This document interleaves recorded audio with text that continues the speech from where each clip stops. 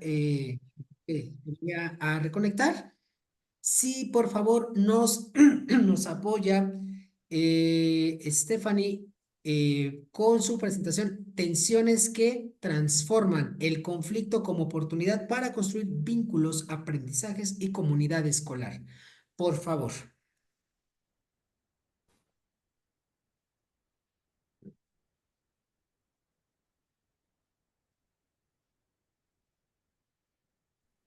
Me escucho y Te me veo. escuchas y te visualizamos, Fanny. Gracias. Sí, a ver, déjenme ver si se puede presentar. Ujú. Ah, ya, sí, sí se ve. Se ve muy bien, se visualiza muy bien, Fanny. Adelante, ese es tu espacio. Ok, Gracias. gracias. Ujú. Buenos días a todos y a todos. Es un gusto estar aquí con ustedes. Mi nombre es Stephanie y hoy voy a presentar el tema de tensiones que transforman el conflicto como oportunidad para construir vínculos, aprendizajes y comunidad escolar. Espero que esta presentación pueda generar reflexiones y diálogo y agradezco de antemano sus aportaciones. Voy a comenzar primero leyendo esta frase de Carlos Esquiliar que dice, si educar es ofrecer destinos diferentes a los del nacimiento, si educar es dar la bienvenida, si educar es un oficio de la memoria, de la palabra, de la ética, del saber, de la transformación, de la ternura, de la creación de comunidad, si educar es insistir en la belleza y la alegría y resistir al horror, la violencia y la amnesia, entonces somos artesanos de recomienzos, porque el mundo necesita recomenzar, porque ninguna vida debe de ser o puede ser escrita de antemano. Voy a partir primero de 4 puntos para visualizar un poco el tema y darles un poco de contexto. Vamos a partir primero de la aproximación del contexto social del tema que vamos a dar hoy.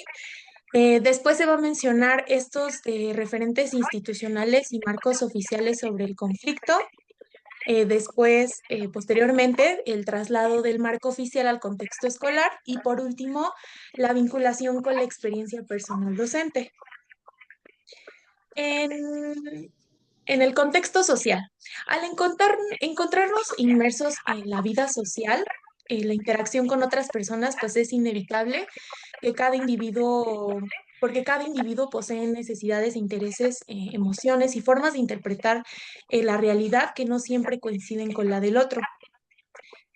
Al convivir o compartir un espacio con otras personas, no es automáticamente valioso por sí solo, es decir, el acto mismo de comunicarnos pueden surgir como estos desacuerdos, malentendidos, desencuentros, la sensación de impotencia inclusive cuando no sabemos cómo relacionarnos con estas personas y cómo estas diferencias precisamente porque con lo que yo necesito o pienso no siempre va a corresponder con lo que tú consideras o que consideras que sea válido, lo cual pues provocan estos choques o tensiones. Aquí puse una cita de Carlos Esquilar nuevamente, quien nos dice que estar juntos es una descripción de un hecho cotidiano. Las personas coexisten, comparten espacios, se cruzan y conviven porque la propia vida cotidiana así lo requiere. Eh, este conjunto de tensiones no son como aislados, sino son expresiones de lo que históricamente hemos entendido como conflicto. Eh, Cito este concepto de Salazar Mastache, quien nos dice que el conflicto proviene de la palabra latina conflictus, que significa choque o lucha. El concepto de conflicto fue interpretado durante mucho tiempo como un sinónimo de violencia, una confrontación que implica pelea o combate entre personas. Estas perspectivas sobre la convivencia social han dado lugar a un giro pues muy importante en su significado. Estos significados se vinculan con algunos referentes globales como son, o institucionales como son la Agenda 2030, la UNESCO y la Secretaría de Educación Pública. Aquí los marcos oficiales de los cuales ya había mencionado, pues es la Agenda 2030, la UNESCO y la SEP. La UNESCO y la Agenda 2030 señalan que el desarrollo sostenible pues requiere no solo de un progreso material, sino formar habilidades emocionales y valores para una convivencia democrática. Por ello, promueven una educación basada en la paz, el diálogo y la cooperación. En este sentido, la escuela es un espacio clave para aprender a convivir juntos, a gestionar estos conflictos y representar a la propia diversidad. La Secretaría de Educación Pública nos propone convertirla en un entorno intercultural donde se valoren pues las diferencias y se garantice la igualdad de los derechos. En el aula pueden surgir, bueno, a partir de estos marcos oficiales, se plantean dos preguntas, de las cuales son, ¿cómo se traducen estos marcos oficiales en la vida cotidiana de las escuelas? Y pues aquí en el aula pueden surgir conflictos tanto entre docentes y estudiantes como entre los propios alumnos debido pues, a estas desigualdades de poder o formas distintas de pensar y expresarse. Cuando estas expectativas del adulto, por ejemplo, el profesor chocan con las necesidades reales de los estudiantes o cuando entre los compañeros hay diferencias en estilos, en la comunicación o incluso hay ya una representación de una discriminación, las tensiones pues tienden a aumentarse. La segunda pregunta que surge es, ¿qué sentido tiene la gestión de conflictos desde la intervención docente? Cuando el docente acompaña a los alumnos a reconocer sus emociones, a comprender a los otros y a buscar estos acuerdos, no solamente resuelve un momento de tensión, sino que también enseña habilidades a los propios alumnos para ponerlos en práctica en su vida cotidiana. Nosotros como docentes en formación, yo como docente en formación, hemos aprendido a gestionar los conflictos cotidianos del aula desde nuestras propias experiencias. Algunas propias de esta mediante algunas herramientas pedagógicas y otras simplemente de nuestra propia lógica. No obstante, considero profundamente eh, que compartir esta experiencia que marcó profundamente mi reflexión sobre la manera en el que ejercemos esta gestión cuando estamos inmersos en ella. A continuación, pues presentaré o recuperaré algunos fragmentos registrados de mi diario docente y en las observaciones realizadas durante la intervención de manera general serán leídas y contextualizados para comprender mejor la experiencia vivida. En la experiencia docente. Durante mi periodo de prácticas para la formación docente tuve la oportunidad de intervenir en una escuela primaria ubicada en el municipio de Catepec. Al iniciar el nuevo ciclo escolar, me reincorporé al grupo de cuarto grado, esta vez colaborando directamente con una nueva maestra titular. Y durante la primera semana, la docente se presentó ante los alumnos. Durante esta primera semana de observación, yo registré algo que me llamó en especial la atención y que ocurrió durante el día jueves, después del receso escolar. Voy a leerles rápidamente los fragmentos que yo escribí en el diario y van a ser a continuación. La maestra dictó los ejercicios y los alumnos iban escribiendo en sus libretas. En total fueron 10 ejercicios sin repetición, ya que la maestra mencionó, ya no repetiré los ejercicios porque tienen que aprender a realizarlos de manera rápida. Se tarda mucho en hacer las actividades. Tenemos que agilizar el trabajo en la escuela, chicos. Después de esto, la maestra se sentó en su escritorio y me pidió engargolar los dibujos de los acuerdos que los alumnos habían realizado el martes y miércoles. Mientras que realizaban esta actividad, me percaté que Rodel tenía las manos sudorosas. Volteó a verme y me llamó. Maestra, venga tantito. Me dirigí a su lugar y le pregunté qué pasaba, Rodel.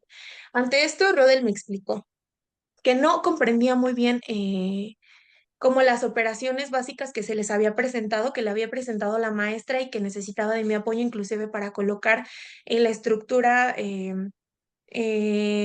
de la operación, cómo colocarlo, la representación. Ante esto, pues traté como de orientarlo y ayudarle y apoyarlo. Y después de esto, pues culminó su trabajo a tiempo y se dirigió hacia la maestra.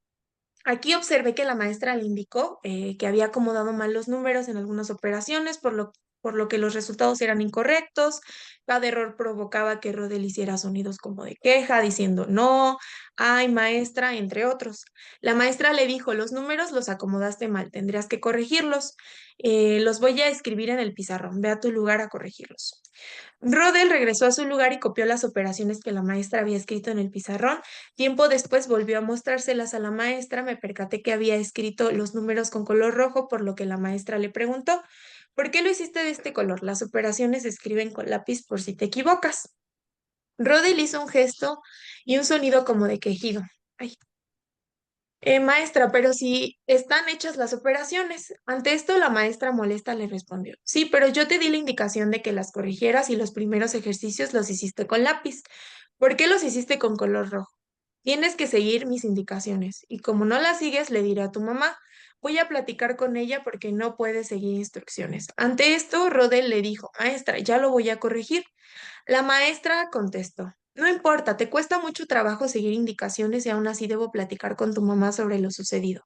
No se puede quedar así. Rodel volvió a su lugar con los ojos rojos y al sentarse comenzaron a salirle las lágrimas. Borró las operaciones y las volvió a copiar con lápiz en su escritorio. Al observar esto, no intervine ya que la maestra no me había solicitado apoyo en ese tipo de situaciones durante mi primera semana de intervención. Los alumnos se dirigían directamente con la maestra Clara. Este testimonio evidencia cómo el conflicto en el aula emerge cuando el alumno carece de estrategias para enfrentar una dificultad académica, generando pues este choque emocional. Ante esto, cité a Guicho, un autor, quien nos dice que los conflictos cognitivos se relacionan con las diversas formas de conocer, construir y legitimar saberes, surgiendo, por ejemplo, cuando los textos y el educador son asumidos como portadores absolutos de la verdad, mientras que los estudiantes ocupan un lugar pasivo limitado a reproducir y memorizar el conocimiento. En este caso, el conflicto no se trató como una oportunidad para el pensamiento crítico, sino como una desviación que debía corregirse mediante la autoridad. Em, si en la escuela se recurre sistemáticamente el control y la sanción ante el error o el desacuerdo, cabe preguntarse, ¿hasta qué punto esta práctica reproduce la idea de que el poder es la única estrategia para legitimar esta para resolver un conflicto? Y de ahí surge la siguiente pregunta que es, ¿cuál debería de ser el papel docente? ¿Ejercer control para corregir y mantener la obediencia o generar espacios de diálogo y acompañamientos en los que los errores y dudas se reconozcan como parte del aprendizaje y el desarrollo de habilidades sociales y emocionales? Ya para finalizar, em, si el conflicto ha sido gestionado tradicionalmente desde la sanción y el control, significa que el poder es la única estrategia posible o la experiencia observada demuestra que no. Lo que realmente está en disputa no es solo la conducta del alumno, sino el sentido pedagógico que se le otorga al error y al desacuerdo. Por ello sostengo que las tensiones no deben evitarse ni reprimirse, sino em, ser leídas como estos mensajes o señales que nos invitan a replantear nuestras formas de relacionarnos en el aula. Cada desacuerdo, cada frustración y cada error es una posibilidad para construir pues estos vínculos para promover autonomía y fortalecer el sentido de comunidad escolar, siempre que se gestione desde el reconocimiento y no desde el temor. Y ya, sí.